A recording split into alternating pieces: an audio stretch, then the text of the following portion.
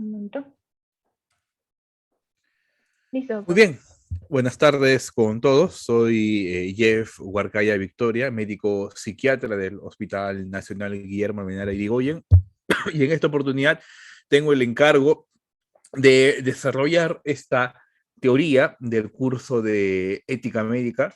Vamos a hablar en esta oportunidad acerca del principio de la beneficencia y el principio de la justicia. Tengo entendido que la semana pasada tocaron con el doctor Rivera el principio de la autonomía y de la no maleficencia. Bueno, vamos a continuar entonces estudiando, revisando estos dos otros conceptos bioéticos, ¿no? A ver, déjenme permitir avanzar. Bueno, acá están mis potenciales conflictos de interés. Para esto, en esta presentación de aproximadamente 50, 60 minutos, espero, y tendremos algunos minutos finales para sus comentarios o preguntas. La he dividido en 4 grandes partes. Primero vamos a hablar acerca del concepto de beneficencia. Vamos a hablar acerca de qué es exactamente la beneficencia y cómo podemos problematizar, cómo podemos pensar un poco más acerca de este concepto. En una segunda parte voy a hablarles ya de cómo se puede aplicar este concepto de beneficencia a la ética médica. De igual manera, vamos a hacer el estudio del principio de la justicia, una definición conceptual de qué es la justicia, cómo se aplica este concepto bioético a la medicina y, bueno, terminaré mi presentación con algunas conclusiones, con unas palabras finales. Dicho esto, vayamos entonces primero a hablar del concepto de beneficencia. Podemos simplemente decir que la beneficencia es hacer el bien y adentrarnos en el estudio de los problemas éticos que se puedan presentar en la práctica médica a raíz de este principio. Usualmente en la ética se tiende a problematizar contraponiendo o poniendo en pugna 2 o más principios bioéticos. Por ejemplo, ¿hasta qué punto se debe respetar la autonomía del paciente? ¿Hasta qué punto se debe velar la beneficencia hacia el paciente? Esa es la forma tradicional, usual de estudiar estos conceptos. Pero considero que más interesante puede ser de construir, disecar este concepto y ver qué queremos decir exactamente con beneficencia. Y nos vamos a dar cuenta que vamos a pasar de un concepto unívoco a un concepto multívoco, o sea, de un solo significado a múltiples significados. Es mucho más complejo de lo que a primera vista pudiera parecer. Esto que vamos a hacer con la beneficencia, vamos a aplicarlo también para el principio de la justicia. Cuando queremos conocer un concepto, cuando queremos entender o saber qué significa tal o cual palabra, ¿qué es lo primero que hacemos? Pues acudimos al diccionario. ¿Y qué nos dice el diccionario de la Real Academia de la Lengua Española? ¿Qué es el concepto de beneficencia? La definen como la acción y el efecto de hacer el bien a los demás. Una segunda acepción es el conjunto de instituciones y servicios de ayuda a los necesitados. La medicina se diferencia de muchas otras carreras o muchas otras oficios que principalmente es o se busca la máxima beneficencia. Y podemos entonces como tomar este concepto, solamente hablar de eso, pero acá viene un primer problema, ya, es el acción y efecto de hacer el bien, ya, ¿y qué significa hacer el bien? El bien para mí puede significar una cosa, el bien para Doris puede significar otra cosa, el bien para ustedes, estudiantes, puede significar cualquier otra cosa. Siempre vamos a encontrarnos en este relativismo del bien o se puede llegar a algún consenso.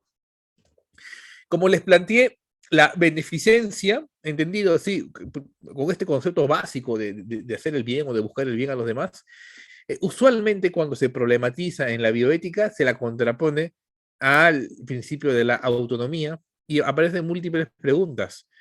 ¿Qué importa más, la beneficencia o la autonomía del paciente? Yo puedo buscar la beneficencia en desmedro de la autonomía, eso es una conducta paternalista. ¿Eso está bien o está mal? La beneficencia es obligatoria, la justicia no tendría que hacer que la beneficencia sea en sí misma obligatoria. La beneficencia cuesta con la no maleficencia. Y el más clásico o la disyuntiva más clásica, ¿en qué momento hay, o hay el límite claro entre la beneficencia y la autonomía?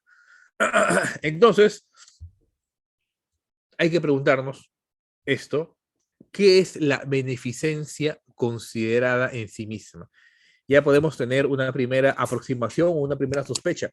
La beneficencia es el acto de hacer el bien, entonces lo que hay que definir también es qué cosa es hacer el bien. La ética, y esto debe haberles comentado el doctor Ocampo, tiene múltiples divisiones y una de las más simples o más sencillas es la ética consecuencialista y la ética no consecuencialista. ¿Qué quiere decir esto? ¿De qué se encarga la ética? De ver qué cosa está bien y qué cosa está mal, qué conducta es adecuada y qué conducta no es adecuada. ¿Y cómo podemos definir eso? Según la ética consecuencialista, solamente importa las consecuencias de tus actos. No importa el camino, sino que si que lo has hecho está bien o está mal. Por ejemplo, ¿qué nos puede decir la ética consecuencialista? De que no importa votar por una persona corrupta, psicopática o con problemas de este tipo, si es que al final buscamos salvar el sistema o buscamos salvar la economía. Es la típica postura consecuencialista. No importa el camino, solamente importa la consecuencia de mi acto. A mí me van a juzgar si mi acto está bien o está mal por las consecuencias que pueda traer. En cambio, la ética no consecuencialista no se basa en estas consecuencias, sino más bien en el camino, porque hay cosas que se pueden y no se pueden hacer, no importa el resultado.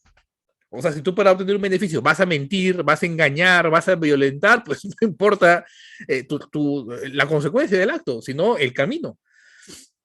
La típica postura diádica entre la reflexión ética, ¿no? Ahora, esto llevado a la beneficencia puede darnos un concepto de la beneficencia consecuencialista, o sea, está bien solamente lo que repercute positivamente en el paciente o en la persona, y tenemos la ética no consecuencialista, que no interesa tanto el hacer el bien o no, sino el camino, el proceso, hacer un acto bien hecho y que pueda repercutir de manera positiva, evidentemente, en el ser humano. La típica visión consecuencialista del mundo anglosajón busca maximizar el beneficio para la mayor cantidad de personas. Y ya vamos a verlo más adelante. Primero revisemos a la ética no consecuencialista. ¿Qué nos dice esta postura ética respecto al principio de la beneficencia? Hacer el bien, la beneficencia es hacer bien una actividad y hacer el bien a otros mediante una actividad bien. Entonces, hacer el bien, hacer lo que yo hago, tengo que hacerlo bien. Entonces, ¿cómo se define que lo que yo haga está bien o está mal? Tiene que ver mucho con la actividad profesional, tiene que ver mucho con la ética profesional. Hacer bien la actividad profesional es alcanzar y realizar el bien, el fin o los bienes, los fines a lo que dicha actividad está constitutivamente encaminada. Cuando hago el bien en medicina, ¿para qué existe la medicina? Para investigar, para publicar, para ganar dinero. ¿Para qué existe la medicina? Para brindar salud, para restablecer la salud. Entonces, una medicina bien hecha, una actividad médica bien hecha es aquella que va a buscar como un factor intrínseco, como una necesidad intrínseca, realizar o dar la salud a las demás personas. Como por ejemplo un carpintero. Un carpintero pues va a hacer bien su actividad cuando haga una adecuada ebanistería, cuando haga un mueble bien hecho, cuando haga una silla cómoda. O sea, la manera en lo que tú hagas, en la profesión que tú hagas, tiene que llevarte a realizar estas actividades bien hechas, ¿no? Tiene que haber entonces una ética, una ética. La ética a Nicómaco, que es lo que dice Aristóteles. Todo arte y toda investigación y del mismo modo toda acción y elección parece tener a algún bien. O sea, todo lo que yo hago tiene un fin, tiene un fin. Y si yo sigo este fin de la conducta, actividad o de la profesión que yo haga, significa que yo lo voy a estar haciendo bien. Por eso se ha dicho con razón que el bien es aquello a lo que todas las cosas tienden. ¿Se dan cuenta la diferencia de este concepto de bien con el típico concepto consecuencialista, en el cual te dice que hacer el bien es pues lo que traiga más beneficios a la mayor cantidad de gente? No importa el camino, no importa si tú para hacer el bien haces cualquier cosa, no. Entonces, un relojero bien hecho o un relojero que haga bien su trabajo va a ser aquel que pues produzca relojes de calidad. Una costurera que haga o que busque el bien, pues va a ser un buen vestido. Igual pasa para el alfarero, el carpintero, el sombrerero, el jardinero, el soplador de vidrios, etcétera. Toda profesión, toda técnica, toda actividad bien hecha va a atender para lo que fue creado. En la medicina el asunto es un poquito más complicado porque no tratamos con objetos inanimados, como en el ejemplo que les estoy colocando en la diapositiva, sino tratamos con seres vivientes, con seres humanos que también tienen su propio sufrimiento. Entonces, acá viene una primera problematización. ¿Cuál es el fin de la medicina? Y además hay que tener claro que el bien se predica de muchas maneras. El bien va a depender mucho del contexto. El bien es contextual. Para alguna cultura esto puede ser bueno, para otra cultura puede ser malo. Ahora, las actividades que tú hagas van a tener un significado preciso, muy puntual en el contexto en el cual tú te encuentres. O sea, la actividad que tú realices como médico tiene que tener un sustento ético, científico, filosófico para que tú lo puedas hacer y hacer bien tu labor como médico, ¿no? El bien solo es moral en la medida que se integra, se incorpora y forma parte del telos, o sea, de la finalidad de la vida buena, valiosa y digna. Ahora, ¿cómo se puede engranar, cómo se puede generar el bien? Lo más básico es el bien superior es criterio para juzgar el bien subordinado. Un bien mayor nunca va a estar subordinado a un bien menor. Siempre un menor es el que está subordinado a un bien mayor. Por ejemplo, a la hora de tomarte una muestra de sangre, te tienen que hincar, te tienen que pinchar, y eso duele, te puede estar haciendo daño. La podemos entender esa punción como algo dañino, pero eso está supeditado a un bien mayor, que es el descubrir cuál es tu conteo de hemoglobina, o estudiar tus líquidos cefalorraquídeos, o hacer algún otro tipo de examen. Entonces, siempre va a existir un bien mayor que puede estar sojuzgando una actividad o una conducta que puede parecer inadecuada, pero en el fondo también te va a llevar a que sea algo beneficioso.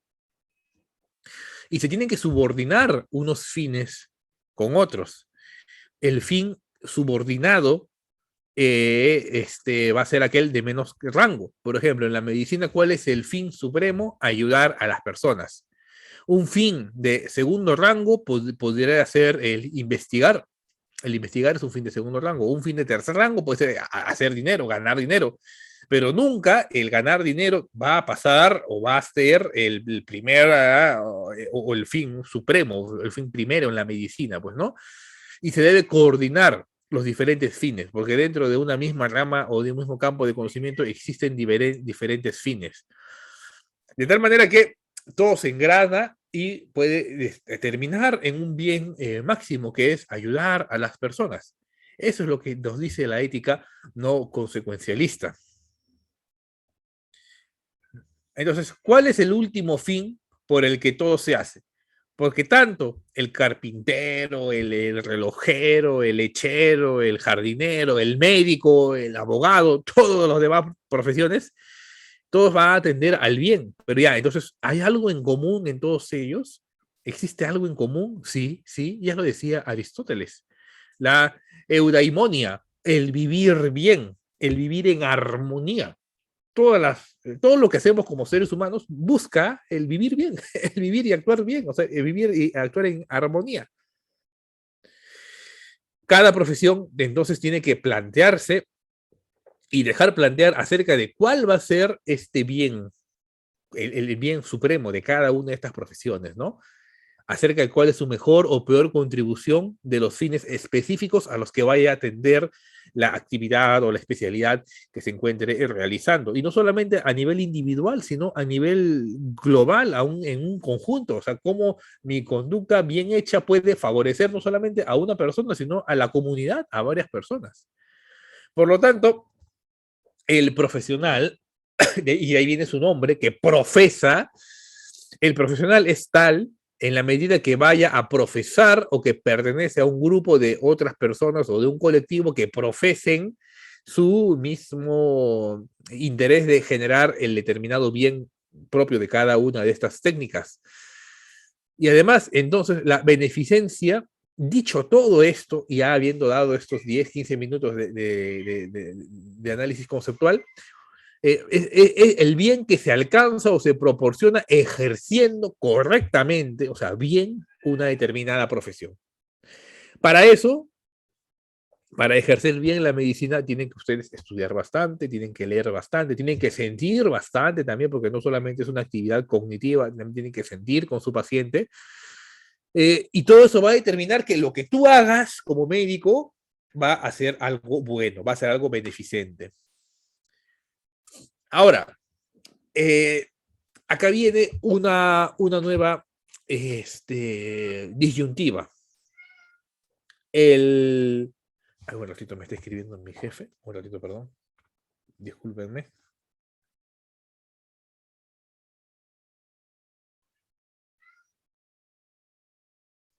No, ya después lo voy a hacer, es otro curso, creí que era mi jefe, discúlpenme. Entonces, dentro de toda carrera, técnica, profesión en la que tú hagas, van a existir una serie de bienes intrínsecos y de bienes extrínsecos.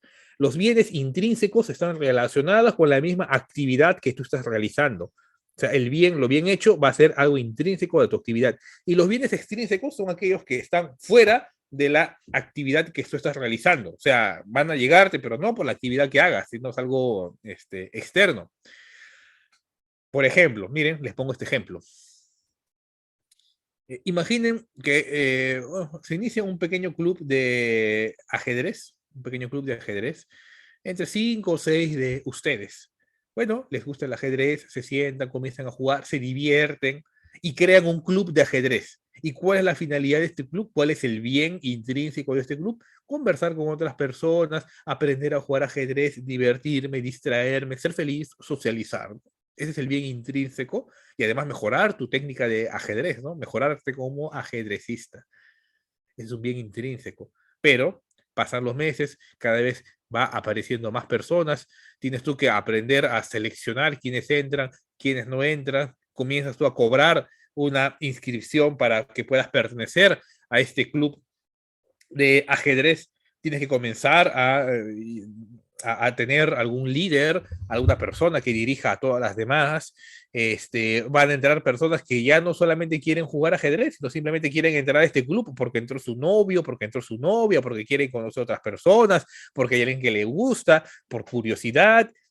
O sea, se da cuenta cómo un bien intrínseco, el inicio del club que era para divertirse, aprender a jugar ajedrez, poco a poco se va sistematizando cada vez más y va a llegar un momento en el cual ya aparecen muchos recursos económicos, poder, prestigio y puedes utilizar este club como una forma de estatus.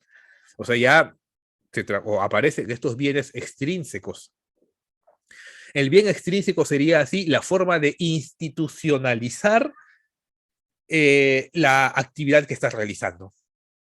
Un bien intrínseco puede ser, pues ya tú practicas la medicina, pues, ¿no? Pero un bien extrínseco es cuando ésta se institucionaliza y aparece el Colegio Médico del Perú, que te cobra cada mes una cierta mensualidad para pertenecer a este colegio médico, tienes unos beneficios, puedes ser presidente, hay estatus, dinero, y ahí se pierde el fin último de la medicina, que era juntarnos para conversar y hablar acerca de nuestros pacientes y aprender a mejorar. ¿Eso es algo bueno o malo? No, es algo ambiguo, ambivalente, digamos, pues no, porque no está mal que tengamos dinero, no está mal que tengamos recursos, que tengamos poder, porque eso más bien nos va a consolidar ante la sociedad. Lo que está mal es supeditar el bien intrínseco al bien extrínseco. Lo que está mal, incorrecto, hasta diabólico podríamos decir, es pensar que el bien extrínseco es lo principal en mi carrera de medicina. Y entonces tú vas a ver que el bien intrínseco es algo accesitario, algo que no se necesita o hasta un lastre, y tú quieres lograr poder, prestigio, dinero ejerciendo la medicina. Ahí comienzan los problemas. La medicina no es para hacer dinero, pues, ¿no? De que te va a llegar dinero, te va a llegar. Pues. Si haces bien tu trabajo, tratas bien a tus pacientes, haces bien un procedimiento según la evidencia científica, clínica última que tengas, bueno, los pacientes van a llegar y poco a poco vas a tener más ingresos, poder, prestigio, estatus. Es algo que tú no buscas, pero va a llegar porque tú haces bien tu actividad intrínseca como médico. Pero si tú solamente buscas el bien extrínseco, no le vas a prestar atención a realizar una buena actividad médica, lo vas a ver como un problema. No vas a disfrutar del hecho de ayudar a otras personas, porque dentro de la medicina se disfruta, ¿no? Disfrutar ver que una persona mejora con tu tratamiento, con tus indicaciones o con tu palabra inclusive, pues eso ayuda bastante. Entonces, el bien intrínseco es aquel que está ligado constitutivamente a una práctica y que solo se puede conseguir haciendo bien esa práctica. Haciendo bien la medicina, solamente ahí vas a encontrar este bien intrínseco, que es ayudar a las demás personas y que es el principio o el corazón de la beneficencia. No es el bien extrínseco, que yo te digo, no demonicemos el dinero, tampoco es que no vayamos por la vida siendo pues, gente que completamente 100% altruista, porque finalmente eso también te puede hacer daño, ¿no? Entonces, hay que tener siempre presente esto, qué es un bien intrínseco y qué es un bien extrínseco, porque eso va a guiar el concepto de la beneficencia. Entonces, ya hemos visto qué nos dice la ética no consecuencialista respecto a la beneficencia. Pero, ¿qué nos dice la ética consecuencialista? Acá ya es un tema más hasta matemático. Si le generas el bien a la mayor cantidad de personas, bueno, eso es lo que esté bien, pues, ¿no? Es un planteamiento consecuencialista de cálculo de la utilidad. Lo que voy a hacer, ¿te va a hacer bien? ¿Te va a repercutir en la mayor cantidad de personas? Y acá se hace esta balanza entre los beneficios, por un lado, las ventajas que puede tener una conducta y los daños o los inconvenientes que puede tener la conducta que vas a realizar. Entonces, ¿qué es lo que busca? Beneficiar a los sujetos individuales que son objeto de una determinada comunidad o beneficiar a otros grupos, reducir al mínimo el daño y reducir al mínimo el daño que puede hacer tanto para ti como para otras personas, ¿no? Entonces, según esta ética consecuencialista, la beneficencia se define como la cantidad de buena acción o de beneficios que pueda obtener una persona o la mayor cantidad de personas en una determinada comunidad en un determinado momento histórico. O sea, es simplemente una cuestión de poner los beneficios y los riesgos en una balanza, ¿no? Y determinar si está bien o está mal lo que vas a tú realizar. Entonces, ¿es la beneficencia obligatoria? Acá viene otra pregunta. Entonces, ya hemos definido qué es la beneficencia, ya hemos definido cuáles son los problemas que puede haber en la beneficencia, qué es o cómo la entiende la ética consecuencialista de la no consecuencialista. Y acá viene una primera pregunta. ¿Estamos obligados a hacer el bien? A ver, les planteo esto. A ver, ¿quién quiere levantar la mano? ¿Quién quiere participar? Estamos obligados a hacer el bien. ¿Es la beneficencia obligatoria como médicos? A ver, ¿qué ideas tienen? ¿Alguien puede levantar la mano y participar?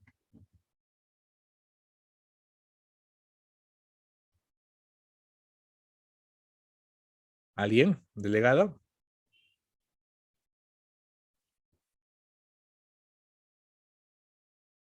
Yo creo que dependería mucho de la persona, ¿no? O sea, creo que también vendría de nuestros hábitos, a lo de las rutinas o cómo nos enseñaron desde casa. Allí ya creo que ya la persona vería si es obligatoria ver si es hacer el bien o no. Ahí también hay un comentario de un compañero doctor. O sea, tú como médico, ¿estás obligada, Doris, a hacer siempre el bien?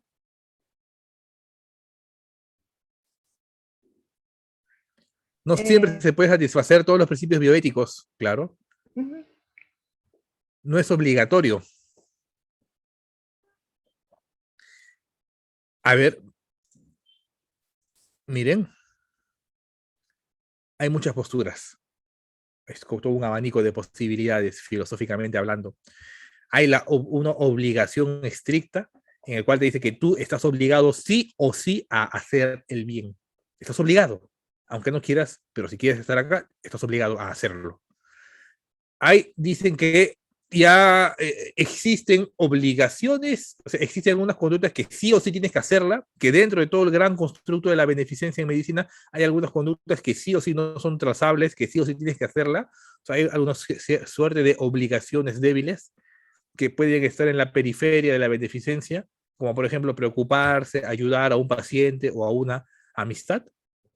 Hay otros que dicen que eh, simplemente la beneficencia busca realizar acciones moralmente no requeridas, o sea, que no estés tú en la obligación de hacerlo, pero lo haces. Tú no estás en la obligación de ayudar a otra persona, pero lo haces. Eso también tiene o se entiende también como algo bueno. Y hay este concepto de la supererogación, en el cual se realizan actos heroicos que tú mismo te sacrificas, ya no pensando en tu beneficencia, sino en la beneficencia de los demás.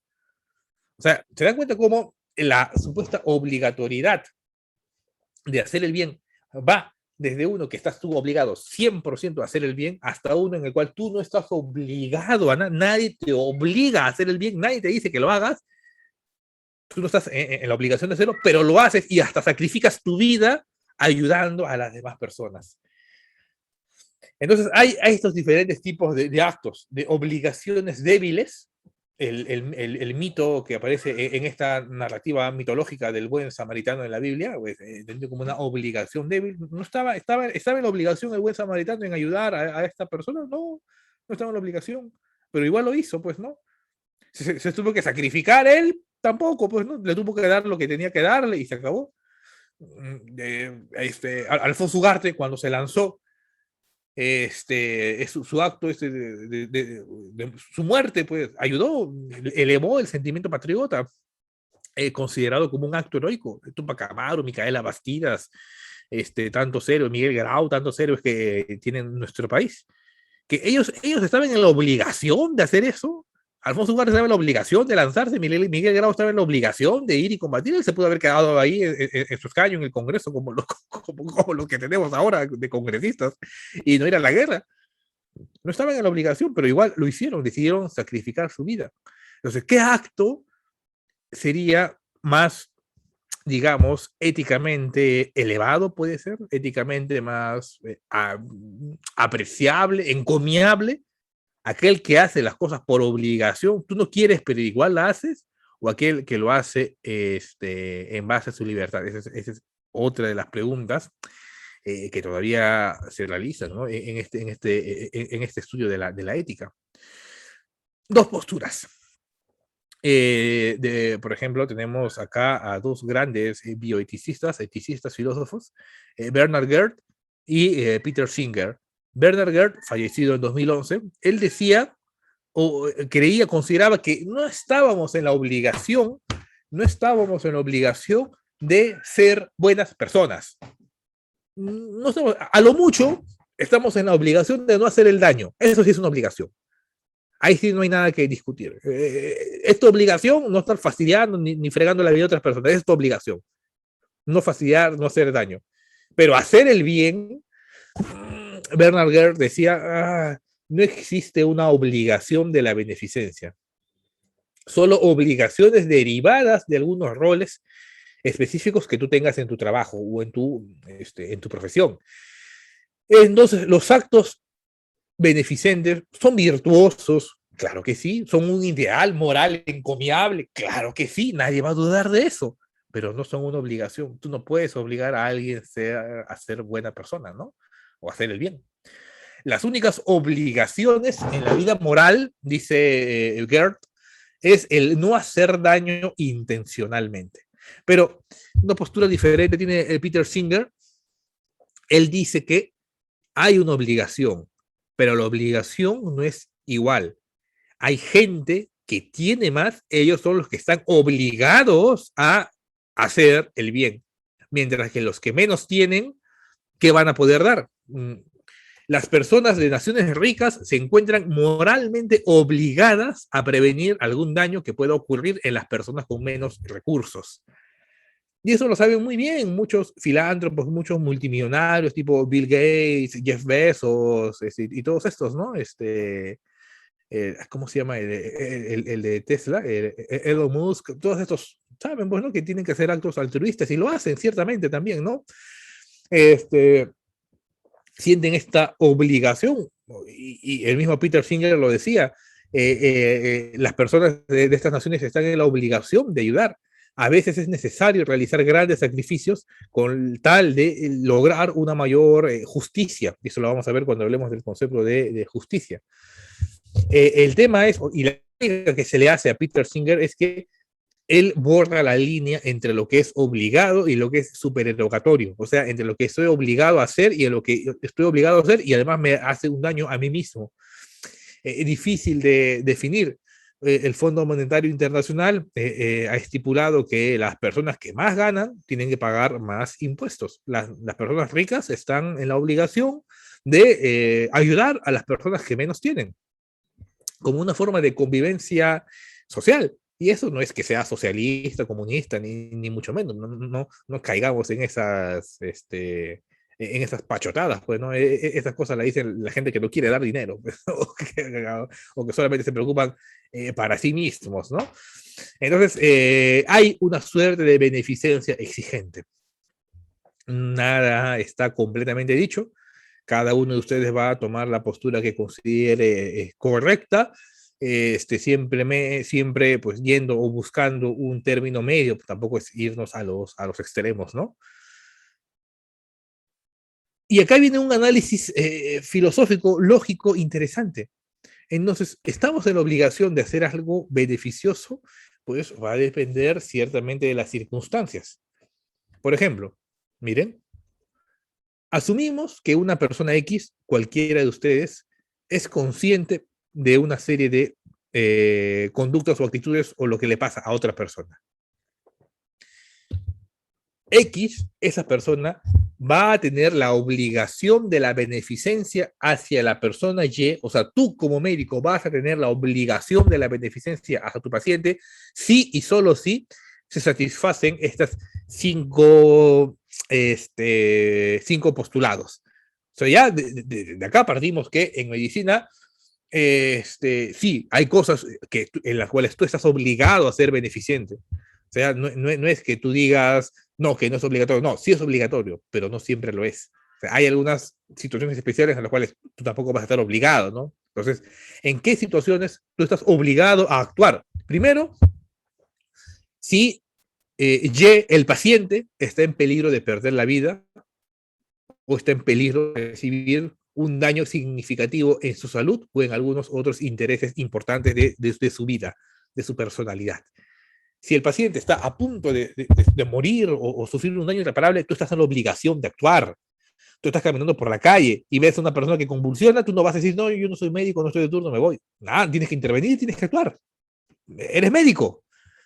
Pero además, tienen que cumplirse otros 4 postulados. Además, la acción que tú hagas se necesita de modo singular o en comunión con otros para prevenir esta pérdida o daño. O sea, tú tienes que saber, porque si tú sabes, estás en la obligación de actuar, ya, y tú tienes la obligación de saber, pues esa es otra discusión. También tienes que estar en la obligación de saber, ¿no? Pero si sabes, tienes que actuar. Tercero, la acción que tú hagas va a tener una gran posibilidad de prevenir la pérdida o el daño que ocurra al paciente. Cuarto, que la acción que tú hagas no va a representar un riesgo mayor o una carga significativa para ti. Si lo que tú vas a hacer representa un peligro para ti, tú no estás, ahí sí ya se pierde esta obligatoriedad de la beneficencia. Si quieres lo haces, sería un acto supererogatorio, un acto muy altruista, pero tú no estás en la obligación de hacerlo. Y el beneficio que pueda obtener el paciente sobrepasan todos los daños o todas las cargas que pueden generarle al médico. Por ejemplo, tú estás en la calle y ves a una persona convulsionar y tú sabes cómo tratar la convulsión y sabes que lo que vas a hacer puede ayudar al paciente, estás en la obligación de hacerlo. Pero imagínate que si ocurre eso y comienza a haber un terremoto y comienzan a caerse las casas, ¿tú sigues en la obligación de ayudar a la persona esta? No, ya no hay la obligación, porque estarías tú mismo exponiéndote al daño.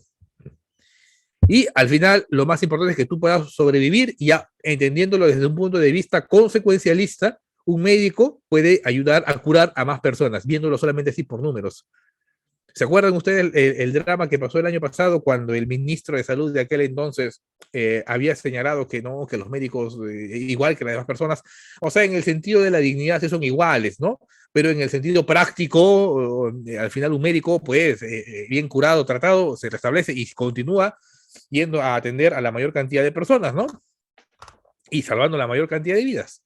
Entonces va a haber circunstancias, un contexto específico en el cual tus actos y la beneficencia va a ser obligatoria, mientras que otros contextos en los cuales no lo es tanto, cuando generalmente puede dañarte a ti, o lo que tú hagas, tú no tienes la experticia de hacerlo, y si lo haces puedes dañar al paciente. Por ejemplo, yo soy psiquiatra y un paciente requiere una apendicectomía, si no se muere, pero lo que yo haga, pues yo no tengo ni idea de cómo hacer una operación. Más bien le puedo fastidiar más, le puedo complicar más yo no estoy en la obligación de hacerlo. Ahora, yo debería saber operar, que soy médico cirujano, pues en teoría es complicado, pues, ¿no? Es complicado esto, porque ¿cuál es el límite entonces entre lo que es obligatorio y lo que no es obligatorio? ¿O cuáles son las competencias básicas que deben de tener todos ustedes como futuros médicos? Acá les dejo entonces esta primera plantilla para poder, jurídicamente, cumplen esos principios de obligatoriedad. Habría que preguntarle a un abogado, ¿no? Hasta donde tengo entendido, sí, pues, y si esto y no actúas, pues te diligencia o por abandono al paciente. Tú no puedes abandonar al paciente. Ya, si tú no sabes o no esto, pues al final el juez te va a decir, ya, ¿y usted por qué no sabe? ¿Por qué no actuó? Problemático, ¿no? Problemático. O sea, a un nivel ético lo podemos discutir y me están entendiendo, pero a un nivel jurídico, ahí viene el problema. Y ya cuando ustedes lleven su curso de medicina legal, van a poder contraponer esto que les estoy comentando con los principios o en el marco jurídico específico. Ahora, acá viene otro problema. Miren, se dan cuenta cómo mi intención no es que ustedes salgan de acá sabiendo qué es exactamente la beneficencia, sino tener hacernos algunas preguntas y pues ver e investigar al respecto, y a cada uno de ustedes responderá, pues, ¿no? Acá tenemos el problema del paternalismo beneficente. O sea, el paternalismo es entendido, que esto es un concepto, como la anulación intencional de las preferencias y o acciones de una persona por otra, justificándose en la búsqueda de la beneficencia o para evitar algún daño en las personas cuyas preferencias y o acciones fueron anuladas. Anular la autonomía de otra persona, de una persona, de un ser humano, solamente por querer buscar el bien. Ahora, el paternalismo se puede justificar. Acá hay algunos que dicen, no, el paternalismo siempre es malo, siempre está mal. Pero hay que ser nuevamente, tomar estas posturas tan radicales, tan de todo o nada, no nos permite ver la verdadera dimensión del problema. Hay algunas circunstancias en las cuales el paternalismo puede ser útil, hay otras en las que evidentemente no. Por ejemplo, nuevamente, hagamos el ejercicio ahora de sopesar o de contraponer la autonomía con la beneficencia, la autonomía con los beneficios. Si yo busco incrementar la autonomía del paciente, pero se disminuyen el beneficio de eso no se justifica. No se justifica. O sea, tú le estás haciendo daño solamente por su libertad, no se justifica. Y en esta pandemia hemos visto esto. ¿Se acuerdan al inicio cómo era obligatorio, había una obligación de colocarnos la mascarilla? Porque estamos alterando la autonomía del paciente. Yo tengo la libertad de decidir si es que me pongo o no me pongo la mascarilla. Oiga, no, pues ya, si tú quieres, ya quédate tu libertad, pues no, al final tú te morirás. O no te quieres vacunar, no te vacunes, pues no. Pero el tema es que tú, por esa decisión que estás tomando, vas a afectar a otras personas. Ese es el contexto especial de esta pandemia. Entonces, no si yo solamente busco respetar o aumentar la autonomía y eso va a producir unos menores beneficios tanto para el paciente como para la comunidad, no va a eso.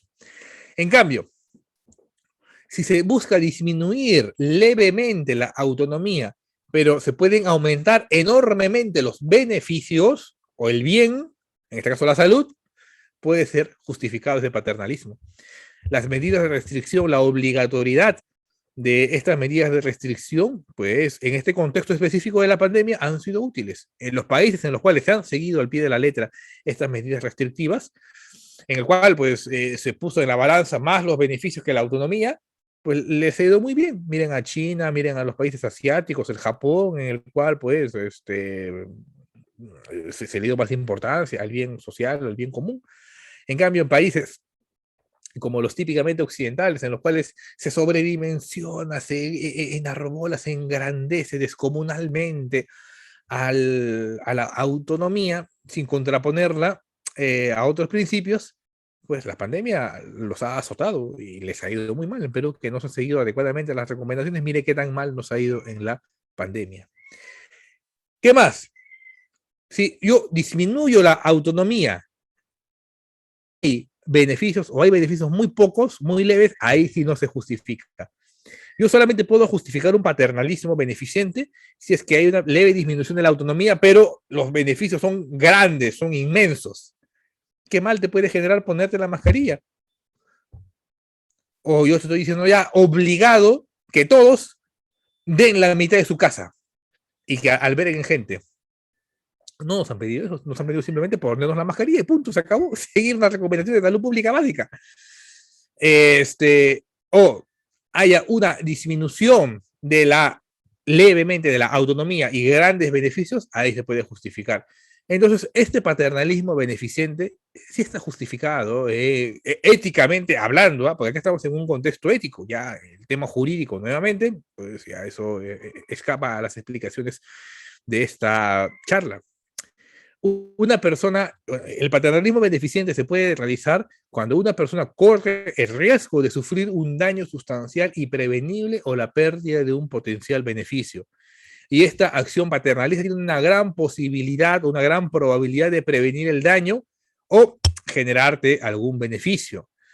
Entonces, los beneficios que se proyectan con esta acción paternalista van a superar sus riesgos y se implementan las alternativas menos restrictivas de autonomía que asegurará que beneficios o reducirán los riesgos. O sea, lo menos restrictivo para la autonomía. Eso es lo que busca el paternalismo beneficente.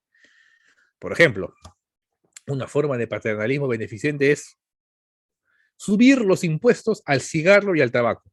¿Cómo, cómo afrontar esto desde un punto de vista bioético? Yo puedo hacer así paternalista a rajatabla y decir, nadie me fuma, nadie me bebe, prohibido completamente. Un paternalismo duro, donde tu libertad se ha visto severamente restringida, porque ya no vas a poder beber ni fumar. Buscas o tienes algún beneficio, pues en teoría sí debe haber, pues no, porque va a reducir el alcoholismo, no va a haber tanta cirrosis, van a disminuir los accidentes de tránsito, la violencia interfamiliar, etc, etc, etc. Pero hay otra alternativa en la cual no se reduzca tanto la autonomía del paciente o de las personas y pueda maximizar los beneficios. Claro que sí. Aumentar los impuestos. Aumentamos los impuestos a estas bebidas y puedo ya, pues, quien gastar su dinero en eso, pues lo gastará y eso va a disminuir pues las posibilidades de que lo puedan comprar otras personas. Bueno, sí, pero no es que sea una prohibición al 100%. Entonces hay esa posibilidad. Otra opción sería poner en las cajetillas de cigarros las fotos de estas personas con cáncer, pues, ¿no? Ahí tú estás advirtiendo. Entonces va a haber esta discusión. ¿Hasta qué punto es paternalista o no?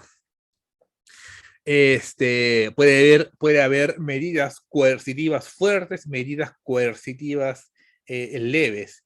Entonces puede haber un paternalismo fuerte, coercitivo, que es eliminar completamente las bebidas alcohólicas.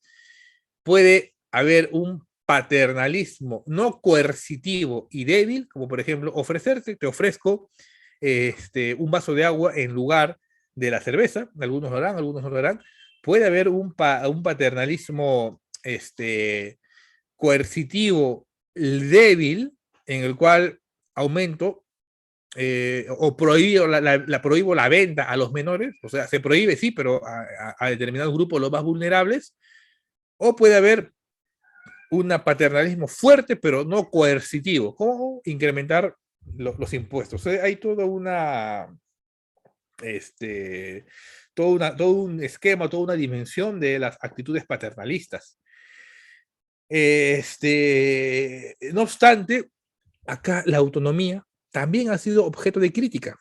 Ya muchos pensadores dicen, oigan, ¿y qué es esto de que la autonomía? La autonomía, es decir, el ser humano históricamente nos han enseñado que no sabe dirigirse, no sabe entenderse a sí mismo, muchas veces las cosas que hace las hace mal, y si ellos mismos deciden por sí mismos van a hacer cualquier despelote, ¿no?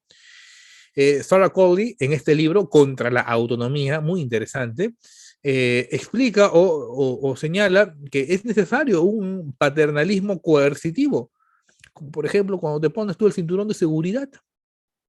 Yo estoy en mi libertad, quiero ir, como, no, ponte el cinturón de caire, no hables cosas. Hay situaciones en las cuales tu autonomía no vale, pues, ¿no? Un extracto de este libro que les traigo, muy interesante, dice, una característica de las sociedades modernas ha sido sobrevalorar la autonomía del individuo. Típicamente de visión anglosajona, una visión anglosajona filosóficamente hablando, y muchos de estos conceptos bioeticistas, de estos cuatro de beneficencia, no maleficencia y demás, todo eso se aplica al mundo anglosajón. Cuando en otras partes del mundo, en otras realidades, pues importan más otros conceptos, ¿no? Como la agregación social, como la protección, como la familiaridad. La experiencia, continúa Sarah Conley, nos muestra cómo cada día nuestra condición física se deteriora más, ahorramos menos para el futuro, cada vez estamos más endeudados. Estas malas decisiones ponen de manifiesto el mal juicio de las personas y su falta de prudencia para tomar el control de sus vidas. ¿Es necesario cierto paternalismo? Pues claro que sí. Mira, las AFPs, las ONPs, toda esta situación es una forma de proteger, pues, ¿no? Difícil porque si fuera algo libre, pues viviríamos en una anarquía absoluta. Lo ideal es encontrar el término medio en estas posturas paternalistas. Dicho esto, ¿cómo se aplica todo esto a la medicina? Como ya les dije entonces, el bien es aquello, o la beneficencia es aquello que busca el bien, y el bien se logra haciendo adecuadamente una actividad para lo cual fue hecha. Entonces, acá viene la pregunta. Ya, entonces la medicina, miren, la beneficencia es hacer el bien. Ya, la beneficencia es hacer el bien, ¿y qué es hacer el bien? Es hacer algo por lo cual una actividad fue creada, o una profesión, o una conducta, o un trabajo fue hecho. Ya, ¿y cuál es el trabajo de la medicina? Es curar. Ya, ahí podemos decir, ya, se acabó, doctor, ya no hay más que hacer, no, ahí se puede problematizar, se puede escarbar aún más. Así como te pregunté, y ahí, ¿qué es hacer el bien? ¿Qué es el bien? ¿Qué es eso? Ya, y te pregunto yo, ahora, ya, entonces, tú me dices que la medicina busca curar, el objetivo de la medicina es curar. Ya, ¿y qué es curar? ¿Qué es curar? Y les pregunto ahora, una paciente que va a su consulta y quiere hacerse la rinoplastía. No tiene desviación del tabique, está respirando bien, solamente quiere hacérselo por un tema estético y para llamar la atención de otras personas y para conseguir novio o novia, no sé. Ya, ahí tú estás curando, ahí tú estás cumpliendo el objetivo último de la medicina, que es curar. A ver, ideas, ¿quién levanta la mano? ¿Quién quiere participar?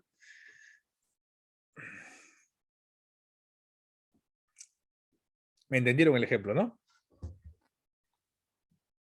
A ver, ¿alguna idea?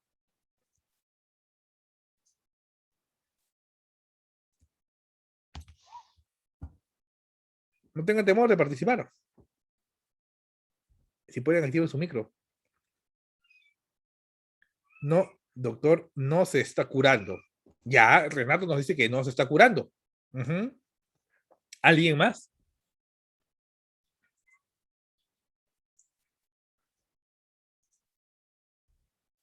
Y yo te replanteo esto, Renato. ¿Y qué entiendes tú por curar? si lo entiendes solamente como una cuestión, la necesidad de una cirugía estética no evidenciaría un problema de inseguridad que se estaría curando con la cirugía. Ah, ahí está. Ay, no, por Viven Ramsés, ¿te llamas Ramsés? Aquí es un nombre tan interesante, ¿eh? Me gusta. La necesidad de una cirugía estética no evidenciaría un problema de inseguridad que se estaría curando con la cirugía. Puede ser. César, si lo hace para sentirse bien consigo mismo, no sería una forma de curarse. Entonces ahí ustedes se dan cuenta que hasta el mismo concepto de salud y de curación no es un único concepto, sino tiene muchas dimensiones. Para algunos, no, esto no es un acto médico porque no se está curando nada, solamente es una cuestión estética banal. Para otros, oiga, pero eso también importa en su percepción, ¿no? Hay muchas personas que se hacen muchas cirugías y nunca están bien consigo mismos. Bueno, eso es otra cosa, es un trastorno dimorfofóbico, eso ya lo veremos cuando hagamos psiquiatría, ¿no? Entonces, la modalidad de la medicina puede ser de dos tipos. Ya lo decía muy bien Edmund Pellegrino. Curar intrínsecamente solamente el aspecto físico o curar a través de una modalidad externa donde también veamos los aspectos sociales, psicológicos, exacto, resolver la inseguridad en este caso no está en la cirugía. ¿Y tú por qué dices eso? ¿De dónde sacas tú esto? Se opera y queda feliz y se acabó. Tiene que aceptarse a sí mismo. Si no quiere, no lo hace, pues no, porque tenía la obligación de aceptarse el paciente a sí mismo. Quiero mejorarme la nariz y punto, se acabó, ¿no? Eso va a ser mi dificultad, mi problema algo menos, algo banal, una cuestión estética. Entonces tiene que haber mucho el concepto que tengamos de salud. Si tú tienes un concepto de salud restringido, chiquito, que solamente se deba a problemas médicos, pues ciertamente vas a ayudar, entre comillas, a tus pacientes dándoles pastillas, toma pastillas y se acabó, ¿no?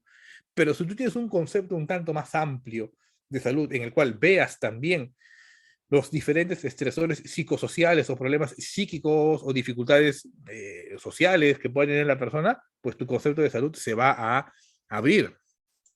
Entonces, la beneficencia médica debería estar orientada exclusivamente al fin y a la curación y no a otra forma de beneficio. Es por eso que, según algunos bioticistas médicos, el control de natalidad, la utilización de anticonceptivos, según esta definición entonces que le estoy dando, tampoco sería un objetivo de la medicina. Porque ahí tú no estás curando nada, ahí no estás preveniendo, ahí no estás curando alguna enfermedad. ¿Me entiendes, no? Entonces, si tú entiendes a la salud solamente como curar una enfermedad, ¿para qué pones tú pastillas o das pastillas anticonceptivas o utilizas preservativo? Se excluye. Estos conceptos tan reducidos de la medicina excluyen estas, estas múltiples conductas del ser humano, ¿no? Como la cirugía estética, el control de la natalidad, la eutanasia inclusive. En cambio, otros conceptos dicen que la beneficencia es un principio moral general y que los médicos se encuentran en la posición de brindar a otros los beneficios, que no se dirigen solamente a un sistema médico, sino entendiéndolo o viéndolo en su totalidad o viéndolo en la comunidad. Y hasta dónde se pueden extender, por lo tanto, los beneficios de la medicina, cuáles van a ser los límites de la medicina. Bueno, ahora de momento, pues aparentemente los límites son ya nuestra propia imaginación, inclusive, ¿no? Tema muy complicado. Ahora, ya habiendo revisado el principio de la beneficencia, vamos a revisar el principio de la justicia. Para esto, vamos a revisar el trabajo de John Rawls, un filósofo político muy importante, filósofo de la ciencia política muy importante. Él tiene un libro, una teoría de la justicia, bien interesante, ¿eh? Ustedes la pueden encontrar en la red, quienes estén interesados pueden revisarla, en el cual él nos dice que la justicia, en su primer capítulo, nos dice, tal cual, ¿eh? La justicia es la primera virtud de las instituciones sociales, como la verdad lo es de los sistemas del pensamiento. Lo más básico de toda sociedad es la justicia. Por más hermosa que sea la sociedad en la que vivas, por más buenos aparatos, buena tecnología, por más tengas lo que tengas, si es que no se basa en la justicia esta sociedad, no tiene valor. Igual que una idea, que una teoría. Todas las ideas, teorías, pensamientos que tengas, si no se basan en la verdad, pues deviene en inútil. Entonces, Rawls nos señala primero la importancia de la justicia, antes de entrar a definirla o a problematizar de ella.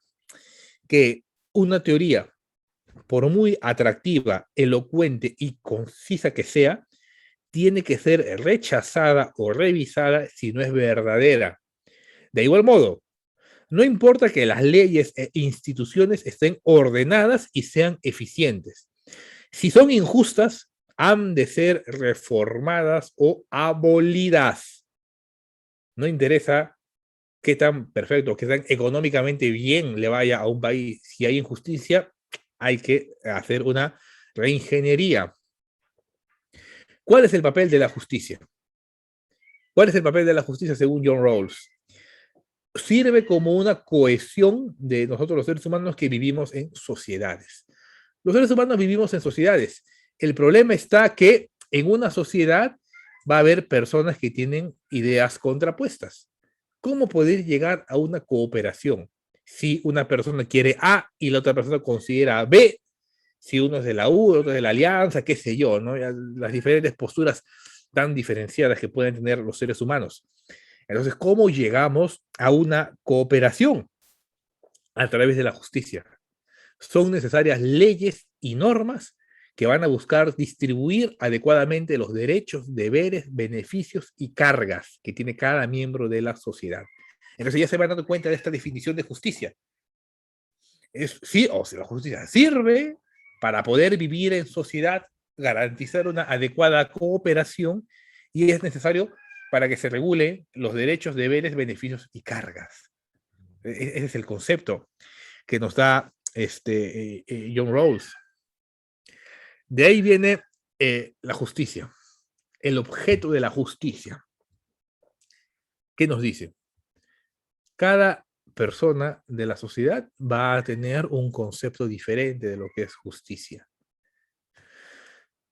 Imagínate que en tu profesor de seminario, de práctica, le ponga 18 a todos. 18 y también le pone 18 a tu compañero que no se sacrificó estudiando, que no hizo la tarea, que ni participaba, que estaba callado, no decía nada. Y tú dices, qué injusticia. Ha hecho una injusticia el doctor porque no nos ha distribuido adecuadamente. Problemático, ¿no?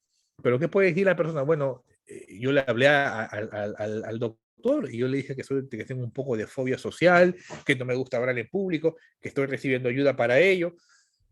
Y lo que él hizo yo lo veo como si fuera algo justo. Entonces, lo que es justicia o injusticia va a cambiar desde la perspectiva de cada persona. ¿Nos vamos a quedar simplemente con esta visión relativista de la justicia? No, hay que comenzar a escarbar y ver qué cosa en común tienen todos los conceptos de justicia de todas las personas, porque ahí recién vamos a encontrar la raigambre de este concepto de la justicia. Rawls nos dice que una concepción de justicia social ha de ser considerada como aquella que proporciona en primera instancia una pauta con la cual evaluar los aspectos distributivos de la estructura básica de la sociedad. ¿Cómo se digiere esto? Que es justo si es que se hace una distribución adecuada. Y acá viene la siguiente pregunta, ¿y cómo hacer una distribución adecuada? Aquellos que sostienen diferentes concepciones de la justicia pueden entonces estar de acuerdo en que las instituciones son justas cuando no se hacen decisiones arbitrarias entre las personas al asignarles derechos y deberes básicos. Ese es el denominador común de todas las concepciones de justicia que pueden tener las personas. Ahora, estos principios básicos de la justicia, esta supremacía de la justicia, tiene que estar basada en la razón. No puede estar basada en otra cosa. Si no están basadas en la razón, pues devienen en poco prácticas o en muy artificiales.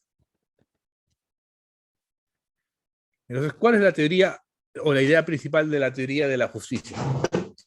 Acá Rawls nos invita a realizar un ejercicio mental. Imaginemos que en el inicio de una sociedad están denominados o están en una mesa un grupo de personas notables que van a decidir las leyes que se van a realizar, ¿no? Unas 10, 15 personas, no lo sé, los dueños de o los jefes supremos de una comunidad. Se sientan y van a comenzar a realizar las leyes que van a ser consideradas justas para poder generar una distribución equitativa y una cooperación adecuada. Pero acá viene un primer problema. En esta posición original, como le llama Rawls, cada persona va a tener sus propias ideas, intereses, preferencias, prejuicios. Va a haber comunistas, ateos, cristianos, protectores de los derechos de las minorías, gente que tiene un partido político específico, etcétera.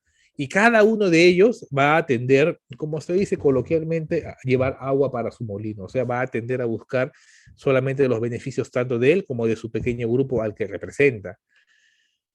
Entonces, frente a esto, al final entonces va a ganar solamente aquel quien tenga más votos y se acabó.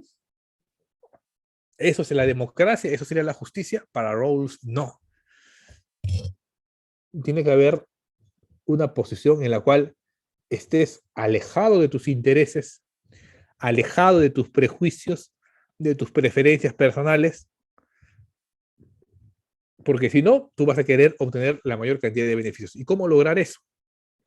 Rawls nos da el ejemplo de el velo de la ignorancia, que nos va a llevar hacia un estado de imparcialidad.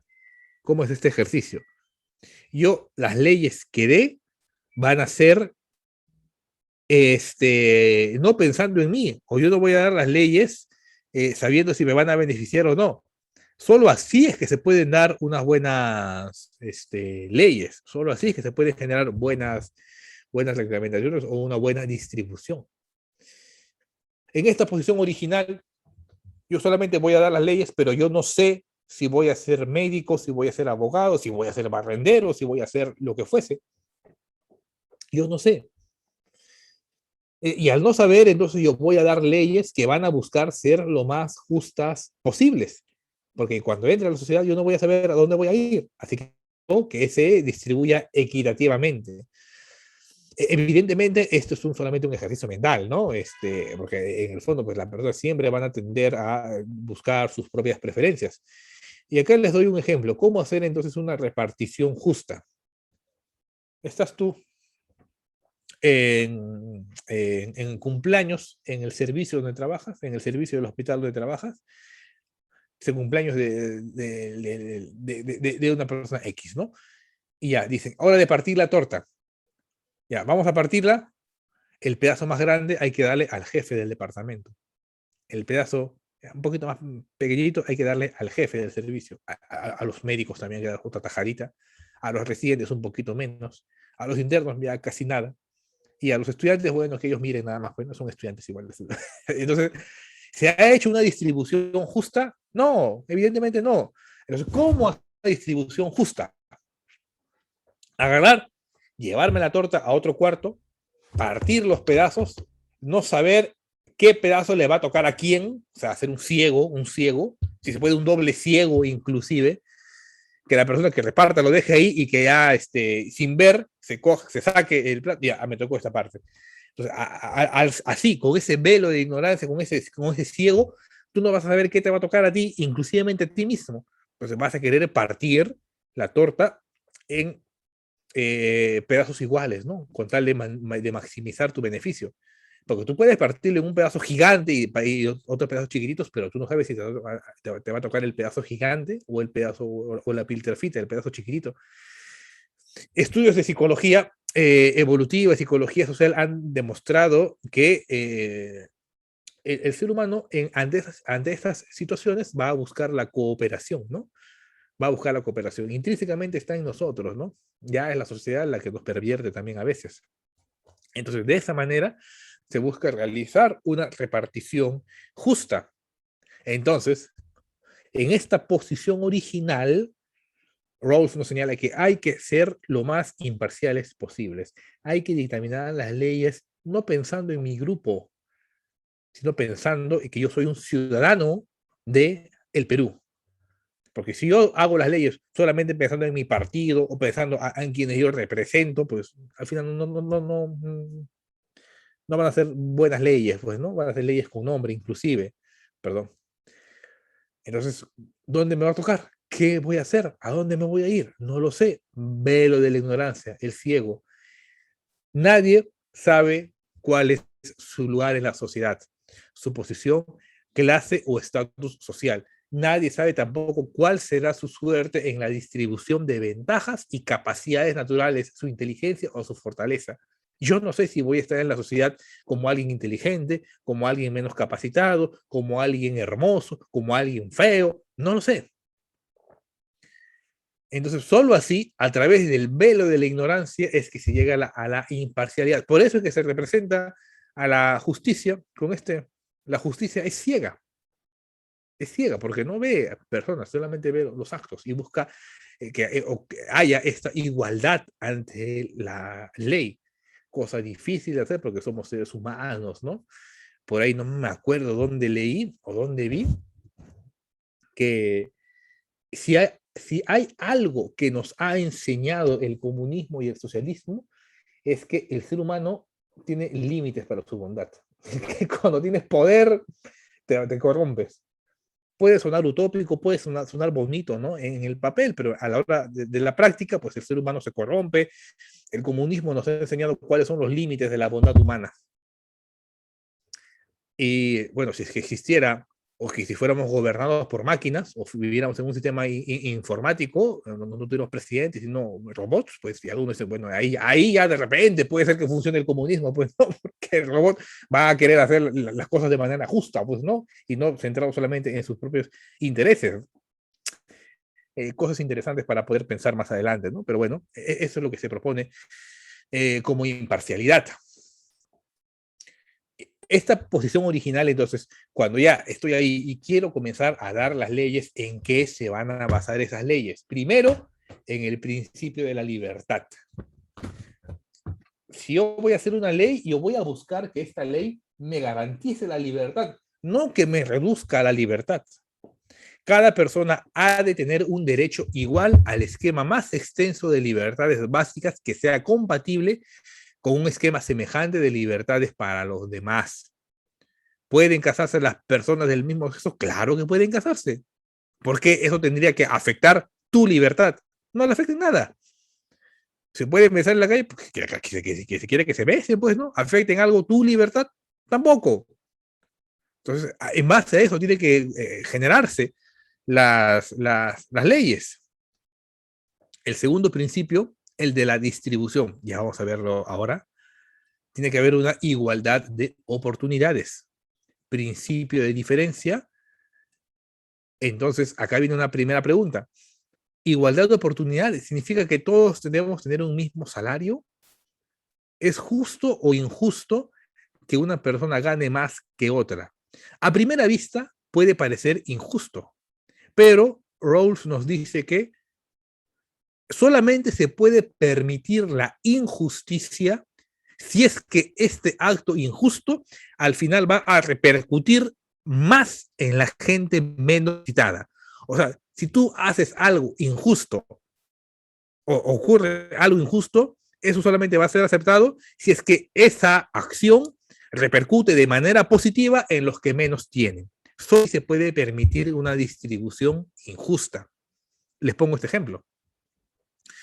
Imaginemos que tenemos una sociedad A en la cual el juez, una secretaria y un médico ganen lo mismo. Todos ganen, digamos, 1.000 soles.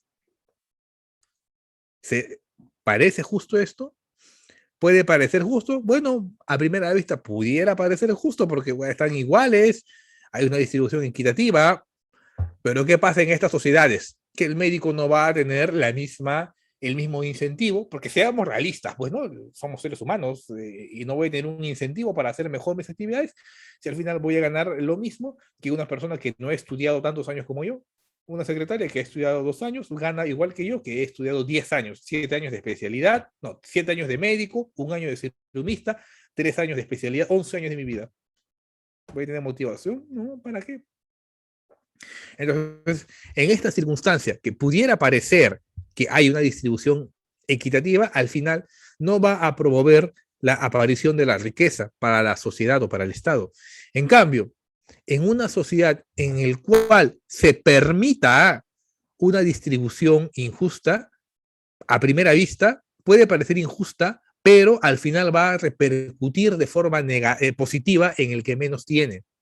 La juez puede ganar 20.000 soles, el médico puede ganar 15.000 soles al mes, hace que se mueva la economía, genera más puestos de trabajo, pueden dar más empleo, más dinero a los que menos tienen. Y la secretaria, en lugar de ganar 1.000 soles en su sociedad justa, gana 2.000 soles o gana 3.000 soles. O sea, esta distribución aparentemente injusta, en el fondo, le ha hecho bien al que menos tiene, porque va a ganar más comparándolo en una sociedad en la cual todos ganen lo mismo. Entonces, esto resume la postura de John Rawls. Solamente se permiten distribuciones injustas si es que éstas repercuten de manera positiva en los que menos tienen. Ya lo peor sería pues, una sociedad en la cual los ricos ganen y sigan ganando y acaparen todo y no repercutan de manera positiva en los pobres y los pobres tengan menos salarios que inclusive en otros países menos afortunados. Sería evidentemente injusto por todos lados y debería desaparecer, ¿no? Y lo peor es que, por ejemplo, en nuestro país, cuando quieren poner impuestos a los que ganan más de 300.000 soles al año, ¿quiénes salen a defenderlo? La gente que gana 1.000 soles, no, ¿cómo es posible que aumenten los impuestos? Tú te das cuenta que ya está tan pervertido el sistema que tenemos que la clase media está más preocupada de los impuestos a los grandes millonarios en lugar de ver el recorte a sus libertades y a sus derechos laborales que van a tener. Ese es el sistema perverso en el que vivimos actualmente. Entonces, eso es lo que dice Rawls. Y les pongo otro ejemplo. Porque puede decir, ya, entonces el dinero es lo único que importa. No, no. Hay bienes más importantes que el dinero. Y eso es algo que he discutido bastante con varios compañeros, colegas. El dinero no es lo más importante. Y Rawls pone este ejemplo, que también ha sido estudiado e investigado por los psicólogos sociales. Ahora que está de moda esto de los multiversos, imagínense que hay 3 Perús, en 3 multiversos, el Perú A, Perú B y Perú C. En el Perú A, todas las personas, en el Perú A, el sueldo promedio anual es de 100.000 soles. Pero en este Perú A, solamente el 80% de las personas puede tener acceso a sus derechos fundamentales y básicos. El 20% no, va a vivir en un estado de esclavitud. Perú B, en el cual tu sueldo es de no 100.000, sino 70.000 soles. Y en el cual también solamente el 80% de las personas va a tener acceso a sus libertades básicas, va a tener acceso a una buena educación, a un buen sistema de salud, a un buen sistema pensionario. Y el Perú C, en el cual tu sueldo sigue siendo menos, solamente 70.000 soles al año, pero el 100% de la población va a tener acceso a tus derechos fundamentales. ¿Tú a cuál Perú te gustaría ir? Sin saber o a qué grupo vas a pertenecer. Tú puedes ir al Perú A y te puede tocar ser el 20% que vive en un estado de esclavitud, ¿no? Y es interesante porque cuando se hace investigaciones sobre estos ejemplos, sobre estos esquemas mentales, la gran mayoría de personas evidentemente escoge el punto C. O sea, el dinero es lo menos importante. ¿Por qué más importa tener acceso a un buen sistema de salud, a un buen sistema pensionario, a un buen sistema de educación, en que se trabaje del Estado de una manera eficiente, donde no haya corrupción y poder participar de los derechos fundamentales como ciudadano? Eso es lo que busca la gente. Y curiosamente, los que preferían irse al Perú A son aquellos que ya en esta realidad ya tienen demasiado dinero, ¿no? Y no logran comprender un mundo en el cual no lo tengan y piensan que les va a tocar la misma suerte, ¿no?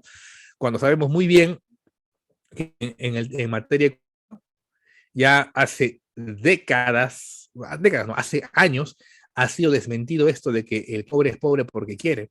Ya hay un premio Nobel inclusive que se ha dedicado su vida, tiene muchos papers, muchos libros, en el cual señala que el que nace pobre, aún así se esfuerce, se sacrifique, se mate estudiando, sea el primer puesto de la universidad, tiene muchas más posibilidades de seguir siendo pobre.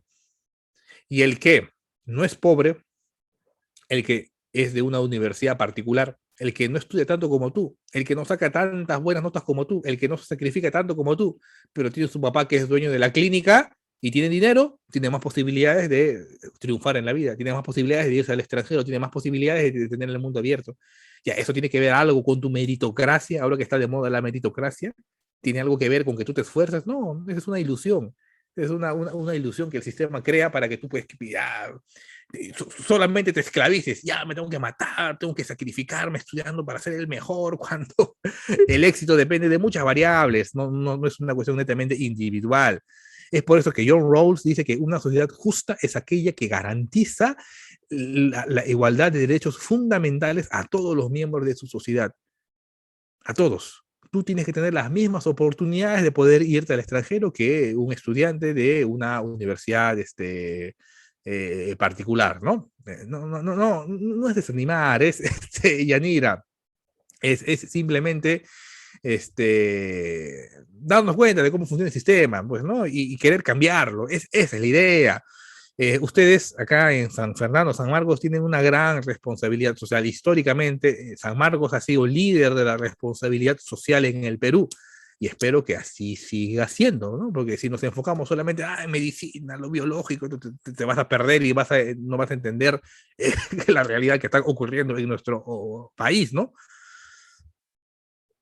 De que hay gente buena que ha hecho cosas en el extranjero, la hay, pero eso no es la regla, pues, ¿no? ¿Cuánta gente buena también no has conocido tú? ¿Cuántos amigos verdaderamente inteligentes, buenos tienes tú, pero no tienen las mismas oportunidades de poder siquiera ingresar a la universidad?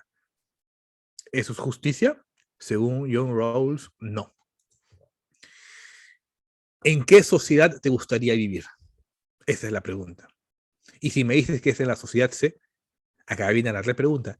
¿Qué estás haciendo tú como estudiante de medicina para mejorar esto? No, doctor, ¿cómo voy? Si yo solamente soy un estudiante. Insisto, ¿qué estás haciendo tú para mejorar esta sociedad? Te la dejo ahí. Ya eso, tú analízate antes de dormir. En lugar de que estés pensando, ¿por qué no me escribió? ¿Me quiere? ¿No me quiere? Pregúntate cosas serias. Pues, ¿no? ¿Qué estoy haciendo yo para mejorar la sociedad en la que vivo? Esas son las preguntas fundamentales. Porque si no va a pasar esto, ¿no? El mundo de la vergüenza. Esto delimita Pamplona, creo que con las gasolinas, si mal no recuerdo. Noticia a nivel internacional. Esto es propio de una sociedad justa, esto es propio de una sociedad que busca la beneficencia, o es propio de una sociedad desigual, injusta, inequitativa. Se entrevistó, la BBC entrevistó a dos vecinos, inclusive hasta en la forma de cómo se habla, ¿no? Porque a los que están en las gasolinas, ¿cómo les dicen? Vecinos de las gasolinas. Y al que vive del otro lado de Pamplona, poblador de la Pamplona. ¿No han escuchado? Vean las noticias, ¿no? ¿Acaso van a decir vecinos de Pamplona? No, pobladores de Pamplona hacen huelga, toman la carretera porque no tienen agua. Vecinos miraflorinos se quejan del corte de luz, del corte de agua. Hasta en el lenguaje, en las noticias, hay esta discriminación. Los de la BBC le preguntaron a dos vecinos de cada lado. Los vecinos de Flor, como Alicia Yupanqui, opinan que el muro es una forma de discriminarlos porque sus casas son de mal aspecto, de esteras y de plástico. No queremos ver eso. En cambio, el vecino de las Casorinas, Elk McDonald, dice que esa opinión es malintencionada porque todos tienen derecho a cercar su propiedad privada. Tenemos derecho a cercar porque hay invasiones. Además, siempre ha habido una relación armoniosa con los del otro lado, hasta en el lenguaje, con los del otro lado, con los otros, con el otro lado, con la chusma, con el otro lado, pues, ¿no? Mi empleada y mi jardinero, que son de allá, vienen acá cuando tienen problemas y los apoyamos. Es lógico, somos humanos. O sea, ¿te das cuenta cómo en el lenguaje también hay esta discriminación que no lo dice explícitamente, pero se da tácitamente? Esa es nuestra sociedad. Y hay que ser conscientes de eso. Una sociedad enteramente o muy, muy injusta, ¿no? Muy injusta. Y cuando se quiere buscar la igualdad o la justicia, date cuenta tú de que está tan pervertido el sistema que cuando tú quieres garantizar los derechos fundamentales a todos, ¿qué es lo primero que te dicen? ¿Qué es lo que te dicen cuando tú hablas de estas cosas? ¡Ah! Izquierdista, rojo, caviar, terruco, de todo te dicen, pues, ¿no? Por querer, o por explicar o por hablar estos temas. Esa es la perversidad del sistema, ¿no? Y para ir finalizando, que, ay, ya me pasé el tiempo, ¿cómo aplicar estos conceptos de justicia en la ética médica? ¿Se acuerdan ustedes en el inicio de la pandemia? ¿Por qué las clínicas cometen abusos y el Estado no hace reformas de fondo? Clínica San Pablo cobra 165 soles por omeprazol, que en el Estado cuesta un sol. Denuncian que la clínica Good Hope cobró 1.183 soles a pacientes por 7 inyectables de paracetamol, que está mucho más cómodo. Entonces, ¿qué está pasando? Vivimos en una sociedad justa en la cual hay un adecuado acceso a los sistemas de salud, y el acceso al sistema de salud que tú tienes en tu hospital es de calidad, eficiente, humano, dificultoso. Son preguntas que muchas veces no nos queremos hacer, ¿no? Entonces, es justo dar a cada ser humano lo que le corresponde. ¿Y cómo hacer esta distribución? ¿Cómo determinar qué te corresponde a quién? Hay diferentes puntos de partida o perspectivas. Podemos decir que un sistema es justo porque da a cada ser humano lo que le corresponde porque es un ser humano. Yo te doy lo que te corresponde como ser humano. Los seres humanos necesitan reconocimiento y la ayuda de otros seres humanos para llegar a ser plenamente humano. Es una forma de universalismo igualitario. También puede ser justo aquello que se da en el marco de un contrato. Yo te contrato por un servicio, tú me lo tienes que hacer de buena manera, bien, como vimos en el principio de la beneficencia, para que sea justo. Por mérito también, mientras tú más te esfuerces, más estudios, evidentemente vas a tener más nota, se distribuye justamente, o en una participación proporcional en las cargas y beneficios que a todos nos toca hacer, por ejemplo, en el hogar o por la ley. La ley puede definir a quién le toca qué cosa, utilizando muchas veces estos criterios anteriormente señalados. Entonces, en las profesiones, la ética y la justicia ética, ¿a qué hace referencia? A este sentido social de la profesión médica, a este compromiso que tienen ustedes con el bien público y contra los grandes problemas e injusticias sociales en la medida que toque en su ámbito profesional. El problema de la tuberculosis en el Perú es un tema que tienes que saber tú, tienes que ir a especializarte, a estudiar y a investigar y a crear nuevas moléculas contra la tuberculosis, o es un tema de desigualdad social y de pobre acceso a los sistemas de salud.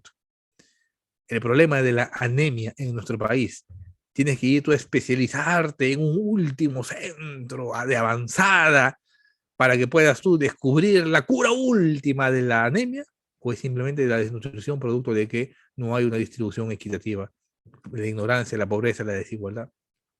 La violencia, te vas a ir a estudiar a un gran centro neurocientífico para que estudies las nuevas neuroimágenes del hombre violento, o es producto de la sociedad machista en la que vivimos, en la cual las libertades de las mujeres están disminuidas tácitamente. Muchas veces la gran mayoría de estos problemas médicos se deben a dificultades y problemas sociales. Es por eso que, insisto, el principio de justicia hace eco en este sentido profesional de la profesión que tenemos como médicos. El significado de los bienes, de los servicios que yo voy dando, ni el principio de la beneficencia, ni el principio de la autonomía nos van a ofrecer luz suficiente sobre el conjunto de la sociedad y el papel que van a ejercer los profesionales que profesan este trabajo en ella. Tiene que ver más con las necesidades y necesidades apremiantes que pueden tener diversas sociedades. Es así que la ética profesional y esto es lo que la diferencia de la ética anglosajona, la ética profesional tiene que enmarcarse en una ética social, en los principios sociales, comunitarios, de igualdad, de acceso a los sistemas de salud. No hay igualdad, porque al final todos somos desiguales, pues, ¿no? Todos, algunos serán más altos, enanos, qué sé yo, pues, ¿no? Pero sí somos iguales ante la ley y somos iguales ante la distribución de la carga y de la justicia. Ante eso somos iguales. Y en el fondo, todos somos iguales porque todos somos seres humanos y punto, se acabó. Porque algunos dicen, no, no somos iguales, yo soy más inteligente, otro, cállate, todos somos iguales porque todos somos seres humanos, punto, se acabó. Aunque no te guste, somos de la misma especie. A ellos que les gusta tanto hablar de lo biológico, de lo natural, naturalmente somos de la misma especie, somos iguales, punto, se acabó. No hay más que discutir. ¿Qué es lo justo entonces? ¿Qué es lo prioritario cuando no hay recursos para satisfacer la demanda de todos? Ayudar a los que menos tienen. Esa es una de las definiciones que se puede tener de justicia. En situaciones de escasez, ayuda a los que menos tienen. Muy bien. ¿Qué quise transmitirles con esta conferencia? Algunos puntos resaltantes. Primero, que la beneficencia puede ser conceptualizada de muchas formas. No es conveniente que nos quedemos con una sola visión de beneficencia, con una visión consecuencialista de la misma. Hay muchas visiones, ya les he mostrado dos de ellas. El concepto de la beneficencia está en la ética médica relacionado con el fin último de la medicina, y la justicia es la primera virtud de las instituciones sociales, como la verdad, ya lo dijo John Rawls, lo es del sistema del pensamiento. Finalmente, en la ética médica, el concepto de justicia debe entenderse también desde una ética social. Si no, vamos a vivir en una sociedad muy, muy injusta y que no va a terminar de ayudar a los pacientes. Y yo lo digo, yo como psiquiatra trabajo, atiendo, busco ayudar a las personas que son la última escalera, la última rueda de la sociedad. Las personas con dificultades mentales, las personas con enfermedades mentales, eso es la última rueda del coche de muchas sociedades, ¿no? De gente con esquizofrenia, no participan activamente, no tienen sus mismos derechos. Es por eso que yo personalmente considero que la psiquiatría, dentro de todas las especialidades médicas, debe tender a buscar esta justicia social, porque si no, de nada sirve que tú seas médico si tu paciente va a seguir sufriendo en su sociedad, ¿no? Bueno, eso ya lo veremos de acá cuando llevemos introducción a la psiquiatría o psiquiatría posteriormente. Eso ya será después. Muy bien, jóvenes, eso era lo que quería transmitirles en esta presentación. Les dejo mi correo. Les voy a pasar también a través del chat mi página de Facebook, por si tuvieran alguna pregunta o alguna duda que quisieran realizarme de manera personal, o si ahora hubiera alguna pregunta o algún comentario, Doris, te estoy escuchando.